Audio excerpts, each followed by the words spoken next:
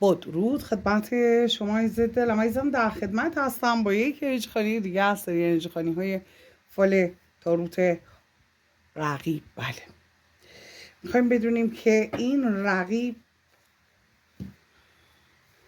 چی میخواد از طرف احساسی، چرا نمیره، اگرم میره کی میره. بله، تاریخش رو ببینیم کی هست، زمانش رو ببینیم کی هست، با نام و یاد خداوند و یاری کائنات. آمین که کائنات این رازها رو برای شما آشکار کنه. ببینیم که چه مسائلی رو میخواد کائنات آشکار کنه برای شما. بله، مسئله‌ای که کائنات داره بهش اشاره میکنه و چیزهایی که شما در خصوص رابطه رقیب و طرف احساسی نمیدونید، چیزی که داره میگه که رقیب دنبال این هستش که یک نقشه جدید داره، یک برنامه‌های جدید داره و طرف احساسی هم تا جایی، تا حدودی متوجه نقشه هاش شده. همونطور که ملاحظه میفرمایید برای از بین بردن نقشه های رقیب تلاش هایی داره میکنه، یه بوهایی برده، یه حرکت هایی داره انجام میده، یه چیزایی رو فهمیده. چیزی که اینجا داره کائنات بهش اشاره میکنه، یه کارت رقیب هست، یه کارت طرف احساسی. و در اینجا همونطور که ملاحظه میفرمایید مخفی کاری های رقیب رو نشون میده، مخفی کاری های رقیب. و اما موضوع مهمی که وجود داره، طرف احساسی متوجه اون نقشه ها شده، با قدرت بله روبروی رقیب ایستاده، متوجه نقشه های رقیب شده و دقیقا میدونه که رقیب داره یک سری پنهانکاری ها انجام میده.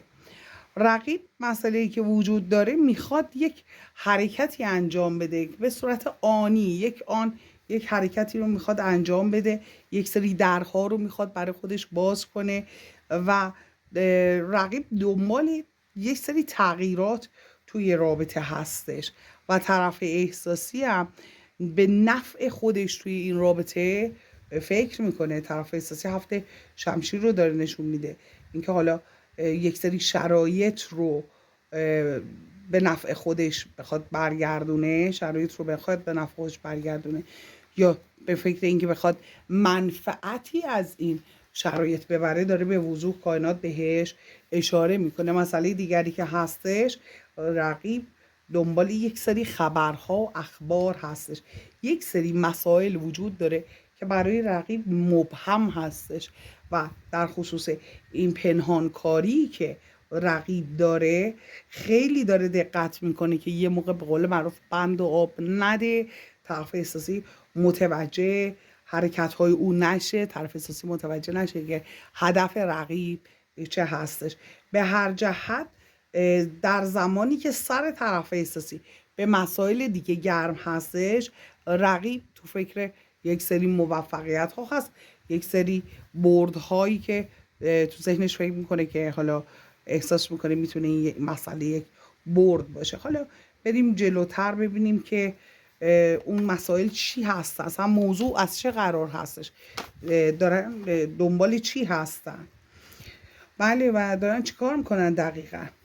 مسئله‌ای که داره بهش اشاره میکنه، رقیب میخواد شرایط بهتری رو برای خودش رقم بزنه، دنبال یک سری شرایط بهتر هست، میخواد حال دلش رو تغییر بده، حال دلش بهتر بشه و شرایط اجتماعی، مالی، احساسی بهتری رو میخواد برای خودش رقم بزنه.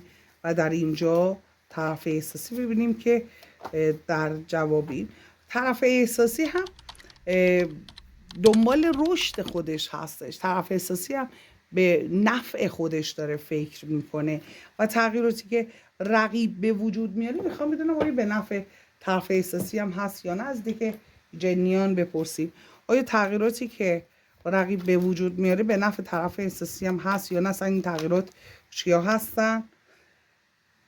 نه، دعوا و اختلافات رو داره نشون میده. 5 چوب دست دعوا و اختلافات رو نشون میده. در خصوص چی هست این تغییرات؟ پرنس رو نشون میده. بدون تجربه، خودش رو خیلی باهوش میدونه ولی خب بدون تجربه هستش و قادر به اون تغییرات بزرگ نیست، یعنی که توانایی های محدودی رو داره. چیزی که داره نشون میده در خصوص بله یک تصمیم گیری احساسی بزرگ هستش. ببینیم چی هست قضیه. بله و مسائل مالی، تلاش های مالی. قضیه احساسی چی هست؟ بله میخواد به دست بیاره، یه فرصت هایی رو به دست بیاره و اون رو هم برای خودش میخواد، اون فرصت ها رو. ببینید بله اینطوری که داره نشون میده یک پایان، یک شکستی رو. بله این چیزی که رقیب، این تغییراتی که داره ایجاد میکنه در خصوص به پایان رسیدن در واقع رابطه کمک میکنه، نه برای رشد رابطه. ببینیم چی کار میخواد بکنه اصلا. آمین که کائنات هر آنچه که پنهان هست رو همکنون در همین لحظه آشکار کنه. تغییرات رقیب و از طرف دیگه طرف احساسی هم به مسائل احساسیش داره فکر میکنه و کرالچر. بله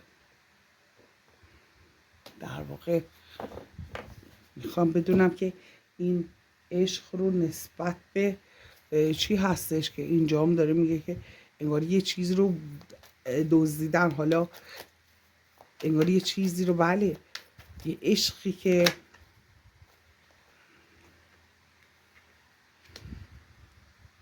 بله باز هم به همین دزدیدن، یعنی یه عشق دزدکی، یه عشق مخفی به شما داره اشاره میکنه. عشق رو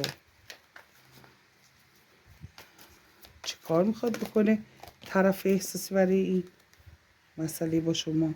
بله جام احساسش رو به شما داده و گرفته. دزدکی اینجا دزدی رو نشون میده. دزدکی جام احساسش رو به شما داده و گرفته. رقیبم بله فهمیده. همین که کائنات هر آنچه که پنهان هست رو آشکار کنه. آیا رقیب فهمیده که طرف احساسی جام احساسش رو به شما داده یا نه؟ همین که بله شرایط سخت و دردناک. بله دقیقاً ترس از دست دادن که داشته و بله خبرهایی که اومده براش و تغییرات رو به خاطر این هستش که رقیب تغییراتی رو داره به وجود میاره. به خاطر این هست شمشیر، یک شمشیر تصمیمی که از روی خشم گرفته رو داره بهش اشاره میکنه.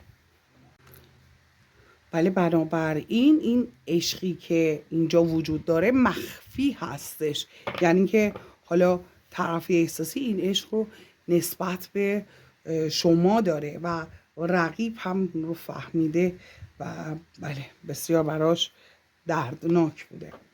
مسئله دیگری که کائنات داره بهش اشاره میکنه که توی این بین که حالا سوال پیش اومده، شاید برای شما پیش بیاد اینجا، که این خبرهایی که رد و بدل میشه قضیهش چی هستش؟ چیزایی که پنهان کرده رقیب چیه؟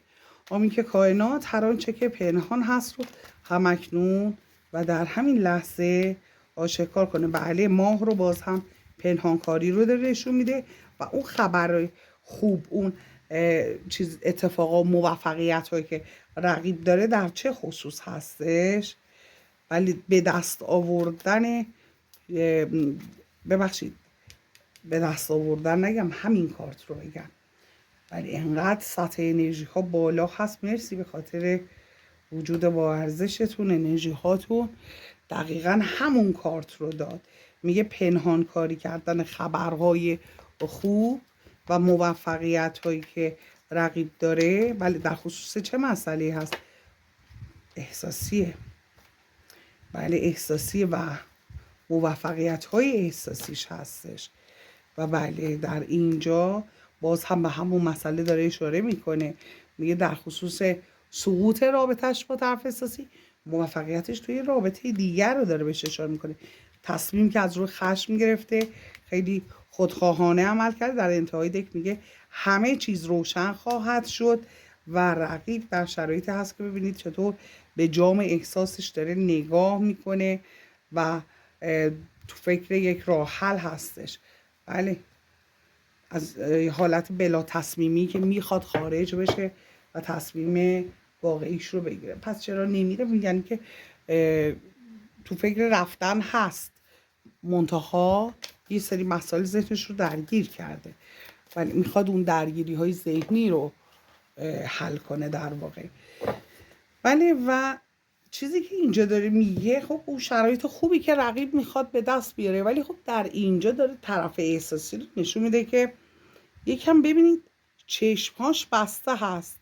این خبری که داره نشون میده 8 چوب دست عصا، اینجا هم داره میگه 8 کلوچ شمشیر، و بنابراین طرف احساسی چشماش اینجا بسته هست، میبینید، و شمشیرها هم جلوش رو بسته. یعنی که طرف احساسی دقیقا متوجه این مسئله نشده، میدونه که رقیب یه پنهانکاریایی داره، ولی دقیقا اون چی هست رو نمیدونه. ببخشید عزیز دلم. حالا میخوام بدونم بالاخره میفهمه طرف احساسی یا نه. آمین که کائنات هر آنچه که پنهان هست رو همکنون در همین لحظه آشکار کنه. آیا بالاخره میفهمه که چی هست؟ حرکت کردن، بله، این دستون دست کردن و این پا اون پا کردن رو نشون میده، بلا تصمیمی رو. ولی بنابراین اون بلا تصمیمی رقیب رو حد زده، یه چیزایی فهمیده ولی دقیق و مطمئن نیست. بله، و جوکر حماقتی رقیب مرتکب شده رو میدونه، ولی اینکه حالا دقیقاً چی هست، حالا بالاخره موفق میشه بفهمه.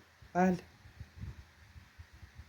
بالاخره موفق میشه که بفهمه، و وقتی هم که میفهمه یه تصمیم جدی خواهد گرفت.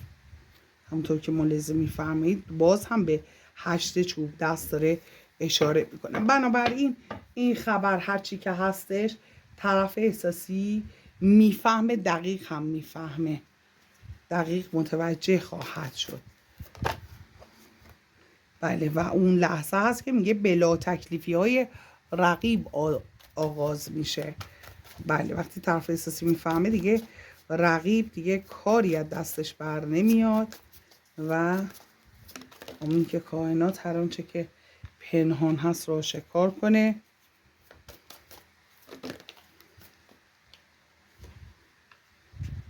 بله، همونطور که ملاحظه میفرمایید خیلی واضح داره بهش اشاره میکنه. کائنات خیلی واضح داره میگه که بلا تصمیم بودن رقیب و تصمیم های جدی گرفتن از سمت طرف احساسی، و در اینجا هم که دیگه رقیب دست به دعا میشه دیگه، یعنی که خیلی چیزها رو از دست میده و با مشکلات جدی روبرو میخواد بشه. طرف احساسی هم بی خیال، طرف احساسی اصلا مثل که حالا خوشحالم میشه که بالاخره دست این رقیب رو شد، یا حداقل میتونیم بگیم که طرف احساسی به این بازی پایان میده. مسئله دیگری که هست، بله، رقیب رو هم خب خیلی مغرور و خودخواهانه اینکه یه استوپ مالی برای طرف احساسی میزنه رو داره نشون میده. حالا با فرستادن اون ممکن هستش که انرژی های منفی باشه، یا اینکه واقعا صد راه طرف احساسی بخواد بشه. مسئله دیگری که کائنات داره بهش اشاره میکنه، یک حرکت کردن، یک شروع رو در خصوص رقیب داره نشون میده، و تلاش های طرف احساسی رو در نهایت طرف احساسی به تلاش های خودش، ولی رقیب میخواد با فردی زیر یک سقف بره. یعنی اینکه حالا این رابطه تموم میشه چه شکلی میشه، اگر بخوای بدونی رقیب با فرد دیگری وارد رابطه میشه و طرف احساسی تلاش هایی میکنه، و پس از اینکه رقیب وارد رابطه میشه طرف احساسی ببین شمشیرش رو چطور از رو کشیده و با چه عصبانیتی تصمیم‌های عصبانی ممکنه بگیره. و رقیب هم ببین از اینکه میره وارد یه رابطه دیگه میشه، داره کائنات به این اشاره میکنه که یک حماقت بزرگ رو مرتکب میشه، یعنی به نفعش نخواهد بود و برای طرف احساسی هم رضایت بخش خواهد بود شکست رقیب.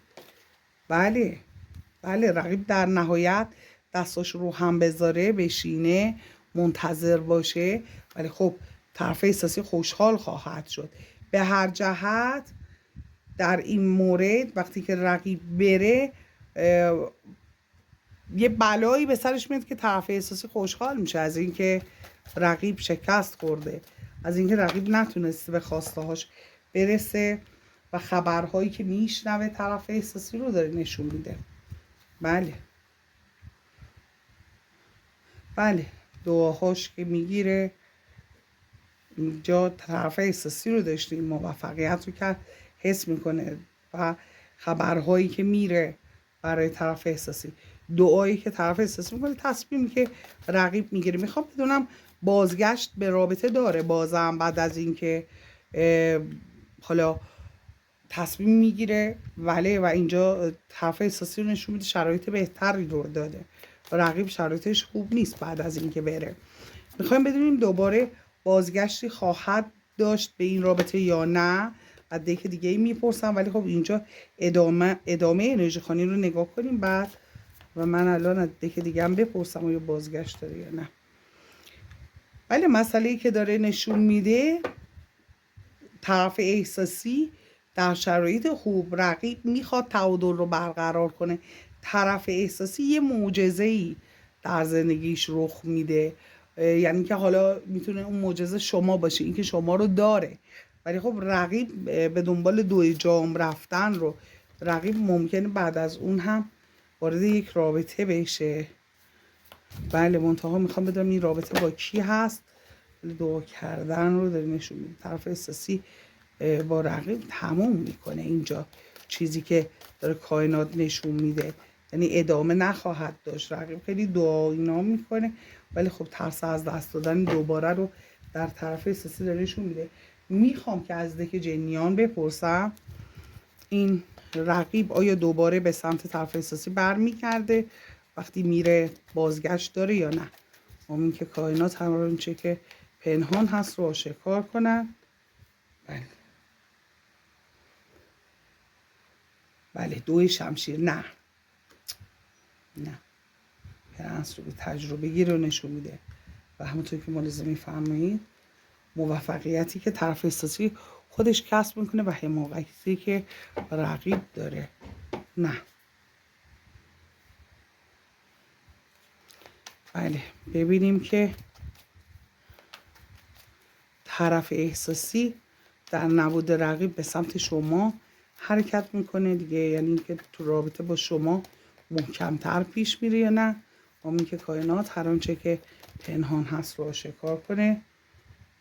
بله مسائل مالیتون خوب پیش خواهد رفت، موفقیت هایی که میخواد کسب کنه و در اینجا بله جام احساس، بله داره به 9 جام، یعنی از نظر شرایط مالی و احساسی خوبی رو با شما خواهد داشت. بله و اون شرایط تلخ و اینا رو تغییرات درش به وجود میاره، اون تلخی ها رو، ناکامی ها و ناراحتی ها رو از بین میبره، یعنی دیگه به اون شکل ادامه نمیخواد بده با شما، یعنی یک شروع زیبا میخواد با شما داشته باشه، یه زندگی زیبا. به 9 جام داره اشاره میکنه، بنابراین شرایط بسیار عالی خواهد شد از نظر مالی و از نظر احساسی، چون شما بهش میفتی، یعنی که اصلا قدمت براش خوبه. در کنار هم شرایط بهتری رو همیشه داشتید، یعنی اینکه بر طرف احساسی هر موقع پیش شما بوده شرایطش از نظر روحی خیلی بهتر بوده. دوست دارم عزیز دلم چنانچه تا این لحظه لایک سابسکرایب نکرد، لطفا لایک کن، سابسکرایب کن، از چنل خودت حمایت کن. در نور باشی.